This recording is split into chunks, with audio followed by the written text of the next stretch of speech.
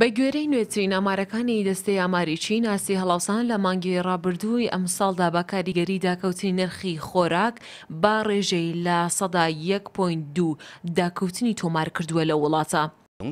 هۆکاری سەرشی دابەزینی ئاسیا هەڵاوسان لە چین دەگەڕێتەوە بۆ هەرزانبوونی نرخی خۆراک. هاوکات دابەزینی نرخی وزەش لە مانگی ئۆکتۆبەرەوە تاوەکو ئێستا یەکێکی دیکەیە لە هۆکارەکانی داکەوتنی ئاسی هەڵاوسان لە چین. شارەزایانی ئابووری چین پێیان وایە هاوکات لەگەڵ داکەوتنی نرخی خۆراک لە بازاڕەکانی چین داکەوتنی نرخی سوتەمەنیش وەکو بەنزین و گازوایل کاریگەری کردوتە سەر داکەوتنی ئاستی هەڵاوسان لە چین. با شێوەیەکی گشتی ئاماژەکانی پەیوەست بە ژێرخان و نرخی خانوبەرە زۆرە لەوەی چاوەڕوان دەکرا هەرچەندە بەهۆی نزمبوونەوەی پلەکانی گەرمان لە باکوور خواست لەسەر ئەمریکانی گەرمکەرەوە و خاڵۆ زیادیان کردووە.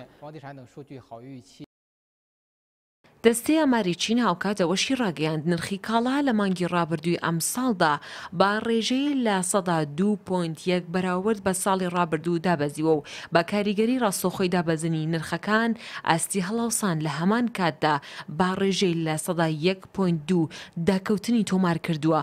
دێنا فەرێقی کوردستان 24.